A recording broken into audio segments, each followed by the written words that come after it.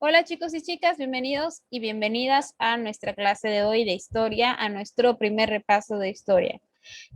Cuando empecé a planear esta semana, la verdad es que solo pensaba hacer un video de repaso de historia, pero este bloque sí estuvo bastante intenso.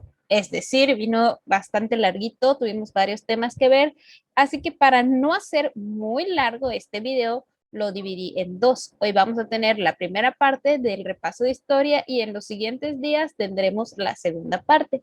Así que para no alargarnos nuevamente, vamos a comenzar con el tema o con los temas de hoy. Vamos a estar viendo un tema extensito en el que vamos a hablar de las monarquías europeas, España, Portugal, Inglaterra y Francia. Comencemos.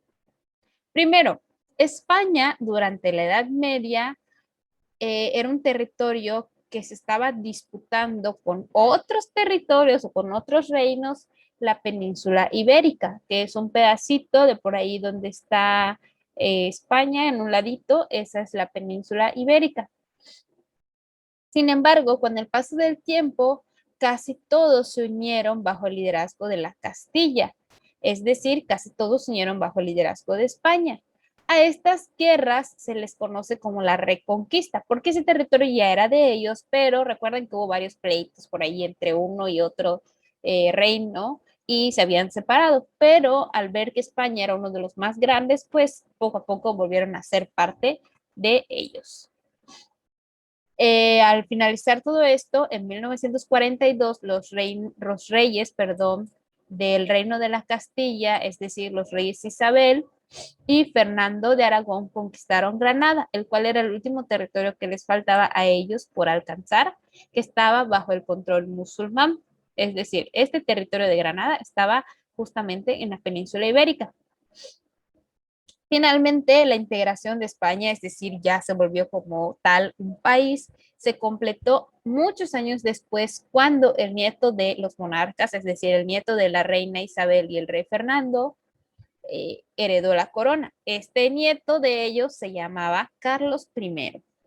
A raíz de ello, gracias a Carlos I, España se convirtió en una gran potencia que empezó a extender su dominio a otras partes de Europa e incluso ya sabemos que al continente americano, las Islas Filipinas y Asia. Y eso lo vamos a ver más adelante, pero quiero que recuerdes que a raíz de que cambió a Carlos I fue que empezó a darse más conquista de este país, o sea, de España hacia otros lados. Finalmente fue bajo el mando de Felipe II que ya oficialmente se conformó como un país y todo lo que ya habían conquistado también volvió parte de ellos. Ahora, hablemos de Portugal, que es una parte muy importante también de la historia. Consolidó su independencia como un reino a finales del siglo XIV e iniciaron un proceso de exploración en las costas de África. Y esto es lo más relevante de Portugal, porque al consolidarse como un reino y al ver que Europa y España empezaron a hacer estos viajes de exploración, ellos también decidieron hacer sus propios viajes de exploración, aunque eran mucho más pequeños, pero lo hicieron solo que hacia la parte de abajo, es decir, por África. Y todo esto fue impulsado por los reyes Enrique el Navegante y Juan II. Gracias a esto, Portugal se convirtió en una potencia mercantil en el siglo XV o más o menos por allá. Vamos a hablar ahora de Inglaterra y Francia. Inglaterra y Francia se convirtieron en monarquías casi al mismo tiempo, como resultado de un largo proceso que duró varios siglos. Y recuerda que cuando vimos esta clase yo te expliqué que entre ellos estaban en un conflicto, estaban en un pleito, en una pelea por diferentes territorios. Ahora vamos a ver qué pasó con Inglaterra. Específicamente, la corona en Inglaterra quedó bajo el mando de la familia Tudor, es decir, la familia Tudor eran los reyes. El reino inglés se volvió poderoso a lo largo del siglo XVI bajo el mando del rey Enrique VIII e Isabel I. Estos son de Inglaterra, no los vayas a confundir con los de España, tienen nombres parecidos, pero esta es Isabel I de Inglaterra. En su afán por conquistar más territorios, por ser más grandes, quisieron anexar los territorios de Escocia e Irlanda a su territorio. Por aquí abajo vemos Inglaterra, arriba está Escocia y en un ladito está Irlanda. Así que querían consolidarse como uno solo, conquistarlos para que sean parte de su reino.